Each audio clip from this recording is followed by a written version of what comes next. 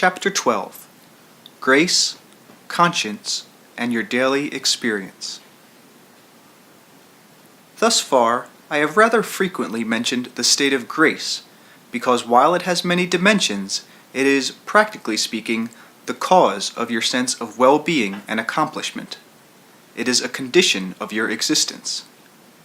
Each of you may put the following in your own terms, but often it may seem as if your conscience tells you that you have quote-unquote fallen out of grace, and that some inner, mysterious, joyous sense of support no longer sustains you.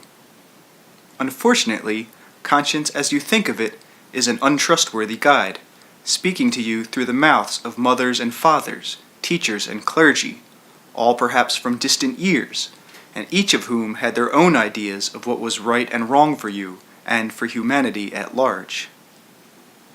These people, of course, were and are quite fallible. When you are a child, however, adults seem godlike.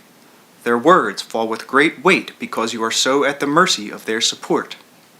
As a child, it was quite necessary that you accept beliefs from others before your conscious mind could form its own. You accepted the concepts for your own reasons. Those given beliefs represent the spiritual and mental fabric of ideas, the raw materials, so to speak, with which you have to work. In adolescence, certain beliefs will be easily and immediately abandoned, or altered to fit the expanding pattern of experience. Still, other beliefs will remain, with perhaps certain elements being changed. The beliefs may be revised to fit your new image, for example, while the main pattern remains the same.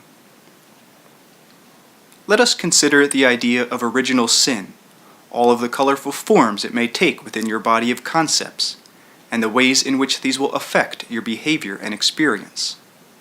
The concept itself existed long before Christianity's initiation, and was told in various forms throughout the centuries and in all civilizations. On the side of consciousness, it is a tale symbolically representing the birth of the conscious mind in the species as a whole, and the emergence of self-responsibility. It also stands for the separation of the self who perceives, and therefore judges and values, from the object which is perceived and evaluated. It represents the emergence of the conscious mind and of the strongly oriented individual self from that ground of being from which all consciousness comes. It portrays the new consciousness, seeing itself unique and separate, evolving from the tree of life and therefore able to examine its fruits, to see itself for the first time as different from others, like the serpent who crawled upon the surface of the earth. Man came forth as a creature of distinctions. In so doing, he quite purposefully detached himself, in your terms now, from the body of his planet in a new way. A part of him very naturally yearned for that primeval knowing unknowingness that had to be abandoned, in which all things were given, no judgments or distinctions were necessary, and all responsibilities were biologically foreordained. He saw himself as rising above the serpent, which was a symbol of unconscious knowledge. Yet the serpent would always mystify and attract man, even though he must stand upon its head, symbolically speaking, and rise from its knowledge. With the birth of this consciousness came conscious responsibility for the fruits of the planet. Man became the caretaker. The serpent is the symbol of the deepest knowledge within creaturehood. It also contains the impetus to rise above or beyond itself in certain respects. Eve, rather than Adam, for example, eats of the apple first, because it was the intuitive elements of the race, portrayed in the story as female, that would bring about this initiation. Only afterwards could the ego, symbolized by Adam, attain its new birth and its necessary alienation.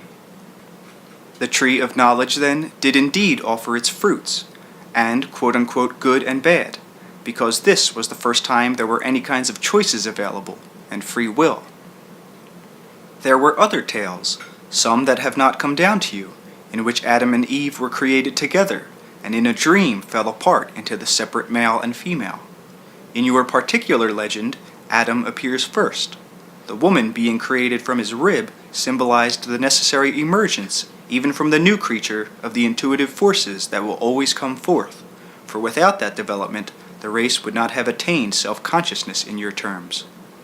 Good and evil then simply represent the birth of choices, initially in terms of survival, where earlier instinct alone had provided all that was needed.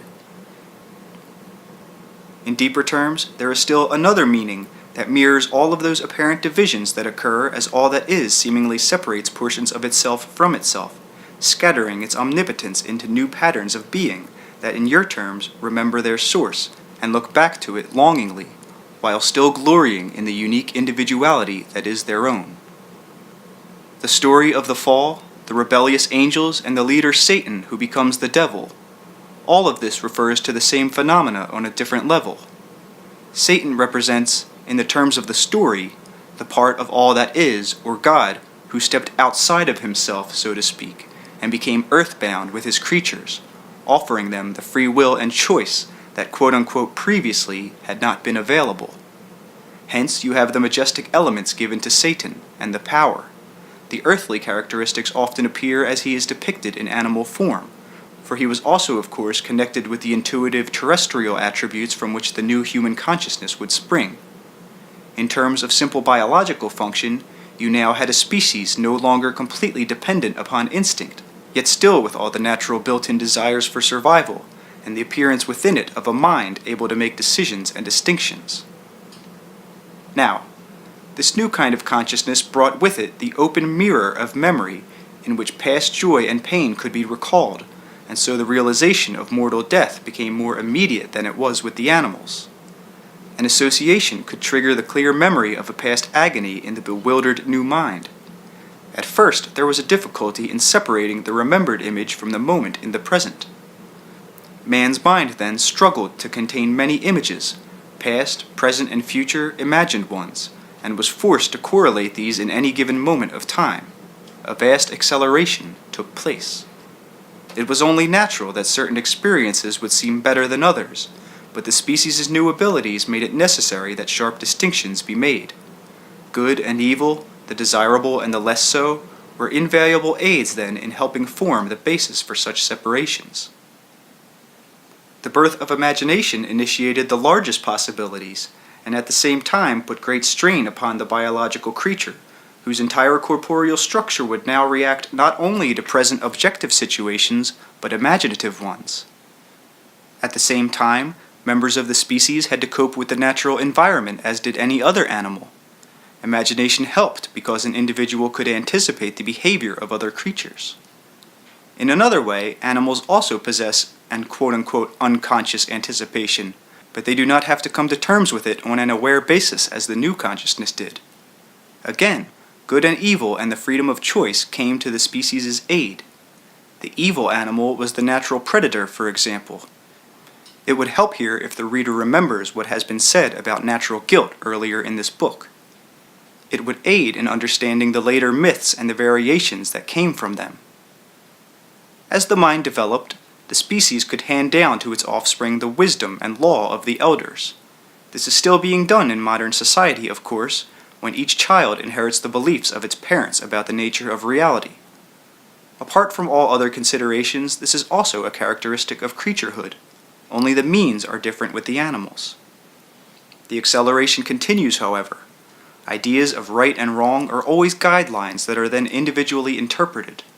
Because of the connection with survival mentioned earlier, there is a great charge here. Initially, the child had to be impressed with the fact, for example, that a predator animal was quote-unquote bad because it could kill. Today, a mother might unwittingly say the same thing about a car. The early acquiescence to beliefs has a biological importance, therefore, but as the conscious mind attains its maturity, it is also natural for it to question those beliefs and to assess them in relation to its own environment. Many of my readers may have certain ideas about good and evil that are very hampering. These may be old beliefs in new clothing. You may think that you are quite free, only to discover that you hold old ideas but have simply put new terms to them or concentrated upon other aspects. Your daily experience is intimately connected with your ideas of worth and personal value. Now, you may be quite able to see through the distortions of conventional Christianity. You may have changed your ideas to such an extent that you can see little similarity between your current ones and those of the past. Now you may believe in the theories of Buddhism, for example, or another Eastern philosophy. The differences between any of these systems of thought and Christianity may be so apparent that the similarities escape you. You may follow one of the schools of Buddhism, in which great stress is laid upon the denial of the body, discipline of the flesh, and the avoidance of desire. These elements are quite characteristic of Christianity also, of course, but they may appear more palatable, exotic, or reasonable coming from a source foreign to your childhood education. So you may leap from one to the other, shouting emancipation and feeling yourself quite free of old limiting ideas. Philosophies that teach denial of the flesh must ultimately end up preaching a denial of the self and building a contempt for it, because even though the soul is couched in muscle and bone, it is meant to experience that reality, not to refute it. All such dogmas use artificial guilt, and natural guilt is distorted to serve those ends.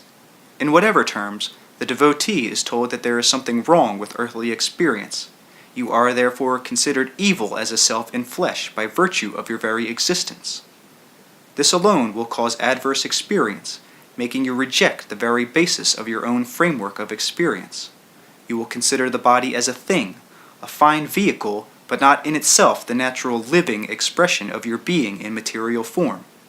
Many such Eastern schools also stress, as do numerous spiritualistic schools, the importance of the quote-unquote unconscious levels of the self, and teach you to mistrust the conscious mind. The concept of nirvana and the idea of heaven are two versions of the same picture, the former being one in which individuality is lost in the bliss of undifferentiated consciousness, and the latter one in which still conscious individuals perform mindless adoration. Neither theory contains an understanding of the functions of the conscious mind, or the evolution of consciousness, or for that matter certain aspects of greater physics. No energy is ever lost. The expanding universe theory applies to the mind as well as to the universe.